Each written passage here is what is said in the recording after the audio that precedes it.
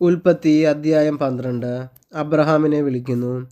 കർത്താവ് അബ്രഹാമിനോട് അരുളി ചെയ്തു, നിന്റെ ദേശത്തെയും ബന്ധുക്കളെയും പൃഥ്വിഭവനത്തെയും വിട്ട് ഞാൻ കാണിച്ചു തരുന്ന നാട്ടിലേക്ക് പോവുക. ഞാൻ നിന്നെ വലിയൊരു ജനതയാക്കും, നിന്നെ ഞാൻ അനുഗ്രഹിക്കും, നിന്റെ പേര് ഞാൻ മഹത്വമാക്കും.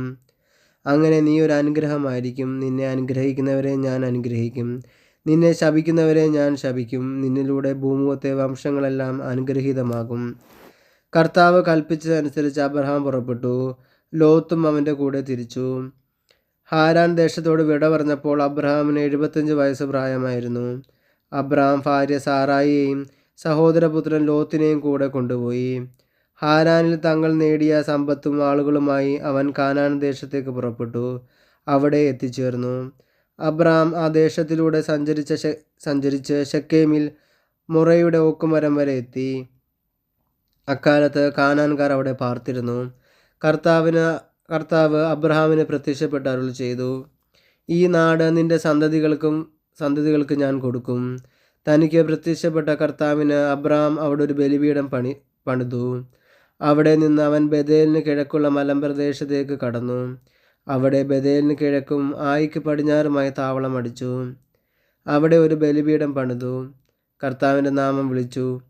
അവിടെ നിന്ന് അബ്രഹാം നെഗേമിന് നേരെ യാത്ര തുടർന്നു. അബ്രഹാം ഈജിപ്തിൽ. അവിടെ ഒരു ക്ഷാമമുണ്ടായി. കടുത്ത ക്ഷാമമായിരുന്നതിനാൽ ഈജിപ്തിൽ പോയി പാർക്കാമെന്ന് കരുതി അബ്രഹാം അങ്ങോട്ട് തിരിച്ചു. ഈജിപ്തിലെത്താറായപ്പോൾ ഭാര്യ സാറായെ വിളിച്ച് അവൻ പറഞ്ഞു, നീ കാണാൻ അഴകുള്ളവളാണെന്ന് എനിക്കറിയാം. നിന്നെ കാണുമ്പോൾ ഈജിപ്തുകാർ പറയും, ഇവൾ അവൻ്റെ ഭാര്യയാണ്. എന്നിട്ട് എന്നെ അവർ കൊന്നുകളയും, നിന്നെ ജീവിക്കാൻ അനുവദിക്കുകയും ചെയ്യും. നീ മൂലം എനിക്ക് ആപത്തുണ്ടാകാതിരിക്കാൻ നിന്നെ പ്രതി അവർ എൻ്റെ ജീവൻ രക്ഷിക്കാൻ വേണ്ടി നീ എൻ്റെ സഹോദരിയാണെന്ന് പറയണം. അവർ ഈജിപ്തിലെത്തി. അവൾ കാണാൻ വളരെ അഴകുള്ളവളാണെന്ന് ഈജിപ്തുകാർക്ക് മനസ്സിലായി. അവളെ കണ്ടപ്പോൾ ഫറവോയുടെ സേവകന്മാർ അവളെപ്പറ്റി ഫറവോയോട് പുകഴ്ത്തി പറഞ്ഞു. അവൾ ഫറവോയുടെ കൊട്ടാരത്തിലേക്ക് ആനയിക്കപ്പെട്ടു. ഫറവോ അവളെ പ്രതി അബ്രഹാമിനോട് നന്നായി പെരുമാറി. അവൻ ആടുകൾ, കാളകൾ, കഴുതകൾ, ഒട്ടകങ്ങൾ, വേലക്കാർ, വേലക്കാരികൾ എന്നിവ ലഭിച്ചു. പക്ഷേ അബ്രഹാമിൻ്റെ ഭാര്യ സാറായെ പ്രതി കർത്താവ് ഫറവോയെയും കുടുംബത്തെയും മഹാമാരികളാൽ പീഡിപ്പിച്ചു. തന്മൂലം ഫറവോ അബ്രഹാമിനെ വിളിച്ചു പറഞ്ഞു, നീ ഈ ചെയ്തത് എന്താണ്? അവൾ നിന്റെ ഭാര്യയാണെന്ന് എന്നോട് പറയാതിരുന്നത് എന്തുകൊണ്ട്? അവൾ സഹോദരിയാണ് എന്ന് നീ പറഞ്ഞത് എന്തിന്? അതുകൊണ്ടല്ലേ ഞാൻ അവളെ ഭാര്യയായി സ്വീകരിച്ചത്.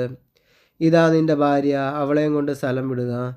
ഫറവോ തൻ്റെ ആൾക്കാർക്ക് അബ്രഹാമിനെ കുറിച്ച് കൽപ്പന കൊടുത്തു. അവർ അവനെയും ഭാര്യയെയും അവൻ്റെ വസ്തുവകളോടുകൂടെ യാത്രയാക്കി.